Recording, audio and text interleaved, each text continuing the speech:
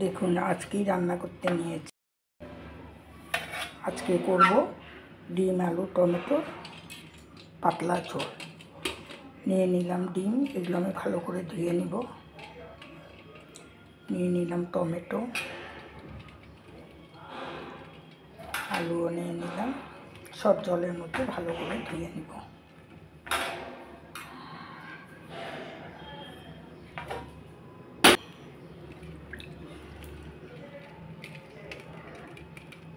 ডিম আর টমেটো ধুয়ে নিয়েছি, এখন আমি আলুগুলো ভালো করে ধুয়ে দিয়ে দেব।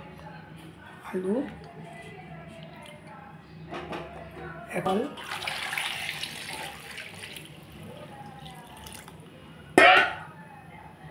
দিয়ে দিলাম লবণ, তাহলে ডিমগুলো ভালো সেদ্ধ হবে আর উঠবে। ঢেকে দিলাম। ডিম আলু আমি সিদ্ধ করে নিচ্ছি।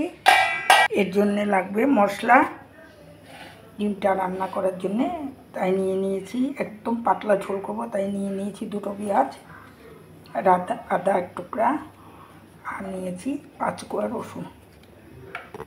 এটাকে এখন আমি মেশিনে গ্রেট করে নেব।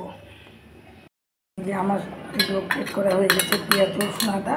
এখন আমি শুধু একটা কাঁচা লঙ্কাকে গ্রেট করে নিব, কারণ বাচ্চা খাবে।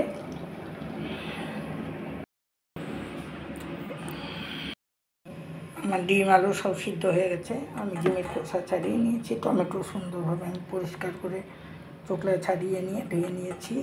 আমি আলুও চোকলা ছাড়িয়ে ধুয়ে নিয়েছি। এখন দিয়ে দেবো সরষের তেল। প্রথমে আমি ডিমটাকে ভেজে উঠাবো।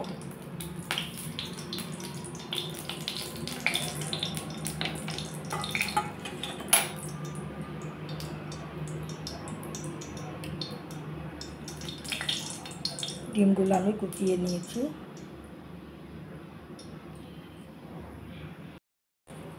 দিয়ে দিলাম ডিম,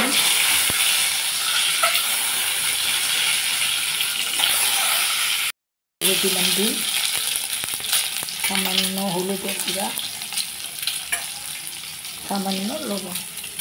এখন আমি ডিমটাকে ভেজে উঠাবো।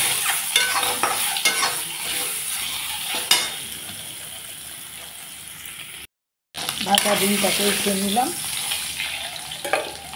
হয়ে গেছে ভাজা। ভাজা তেলে আর একটু তেল দিয়ে দিলাম, সরষের তেল, জিরা ফোড়ন,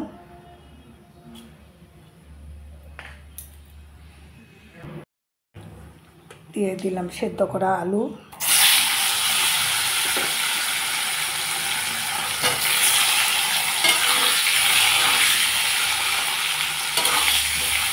দিয়ে দিলাম তেজপাতা আর 2টো কাঁচা লঙ্কা।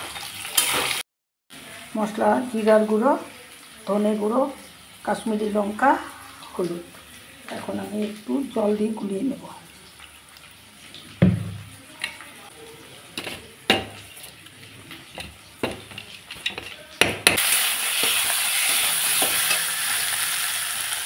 দিয়ে দিলাম মশলা,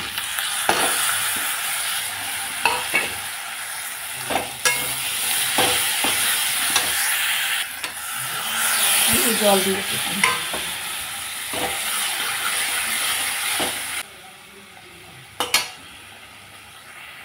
দিয়ে দিচ্ছি স্বাদ মতো লবণ, দিয়ে দিলাম টমেটো,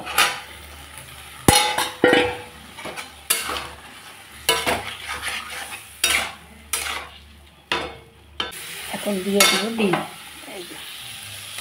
ডিম দিয়ে দিলাম।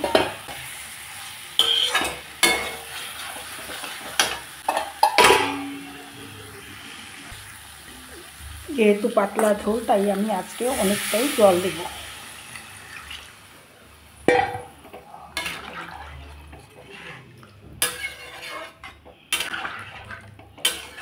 কালারটা দেখো কি সুন্দর এসেছে। ঢেকে দিলাম। 10-15 মিনিট পরে আমি খুলব। এই যে দেখুন আমার ডিমের পাতলা ঝোল।